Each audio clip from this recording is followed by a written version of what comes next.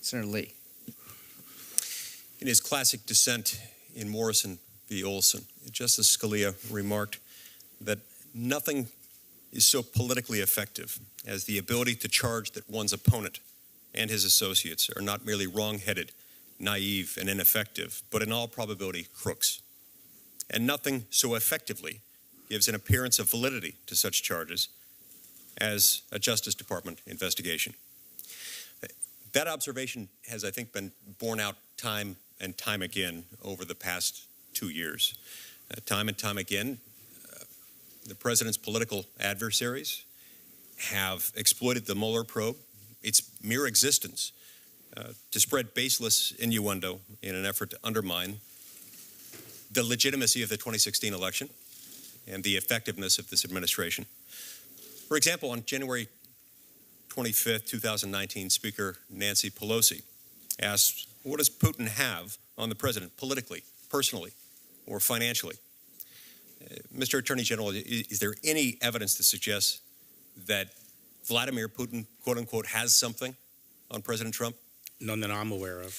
On February 20th, 2019, former FBI Deputy Director Andrew McCabe said on national television to the entire nation that he thinks it's possible that Donald Trump is a Russian agent. Mr. Attorney General, is there any evidence that you're aware of that suggests even remotely that President Trump is a Russian agent? None that I'm aware of. Representative Eric Swalwell has repeatedly claimed that Donald Trump, quote, acts on Russia's behalf. Attorney General Barr, is there anything you're aware of to back that up by way of evidence? That the president acts on Russia's behalf? None that I'm aware of. So basically we've heard over and over again on national TV, in committee hearings, on the House and Senate floor, and in the media. We've heard about the president's alleged collusion with Russia. But what we have heard is as baseless as any conspiracy theory that we've seen in politics, any that I can think of. The only difference here is that the purveyors of this conspiracy were, in many cases, prominent members of the opposition party. That's concerning. Now, from the beginning, there were some indications that the Russia investigation was perhaps not always conducted with the absolute impartiality that the American people should expect and have come to hope to find in existence within the Department of Justice, especially given that the track record of excellence that the U.S. Department of Justice has shown. According to the Mueller report itself, the investigation into the Trump campaign began on July 31st, 2016, after a foreign government contacted the FBI about comments made by George Papadopoulos. Is that accurate, or were there other precipitating events that helped lead to this? That is the account that has been given in the past as to how it got going. Now, you've previously said that you think it's possible that the Federal Bureau of Investigation improperly spied on the Trump campaign. I assume that's a reference to the FISA warrant for Carter Page. Is that what you have in mind, or are there other circumstances that you've got in mind there? Well, one of the things I want to look, there are many people seem to assume that the only intelligence collection that occurred was a single confidential informant and a FISA warrant. I'd like to find out whether that is in fact true. It strikes me as a fairly anemic effort if that was the counterintelligence effort designed to stop the threat as it's being represented. Was Carter Page under surveillance during his time working for the Trump campaign, which was roughly January 2016 to September 2016? I don't know. Was any other Trump campaign official under surveillance during that time period, to your knowledge? Well, these are the things that I need to look at. And I have to say that, as I've said before, you know, the extent that there was any overreach, I believe it was a few people in the upper echelons of the Bureau and perhaps the department.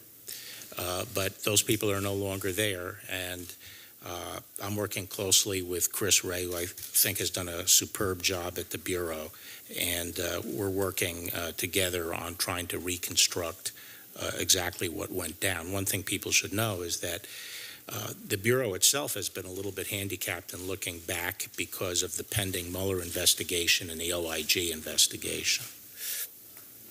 As we know, the FISA warrant for Carter Page was based largely on the so-called Steele dossier, and in particular on two specific facts about Page's trip to Moscow to deliver a speech in July 2016. First, according to the warrant, Page had a secret meeting with Igor Sechin, the president of Rosneft. Does the Mueller report confirm that Page met with Sechin? Met with who? With Mr. Sechin, with Igor Sechin. Yeah, I can't recall, but I don't remember that. Let me just say that I want to stay away from getting too deeply into the FISA issue because that's currently under investigation by the OIG. Understood. Second, and more importantly, the warrant also says that Page met with Igor Divyekin in order to discuss what is referred to as compromat involving Hillary Clinton, against Hillary Clinton. Does the Mueller report confirm that Page met with Divyekin? I don't think so. Does it confirm that Page discussed compromat on Hillary Clinton with anyone? Not that I recall. So since the main evidentiary support for the warrant has been discussed by the Mueller report, which is sort of the gold standard of what we're discussing here, I'm glad that you're looking into it. I'd encourage you to look into why the FBI relied on this false information. And I hope you'll share the results. The public obviously has a right to know what happened here. The U.S. Department of Justice, the Federal Bureau of Investigation have a long history and a long history of success that has been based on respect.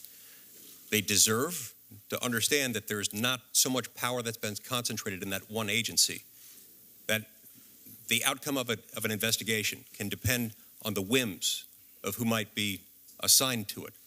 They have a right not to believe that a particular investigation might be struck and paged, might not be tarmacked, might not be influenced by an improper consideration, politically or otherwise. Thank you, Mr. Attorney General. Senator Whitehouse, I'm told we're going to have two votes beginning at 11:45. We'll do Senator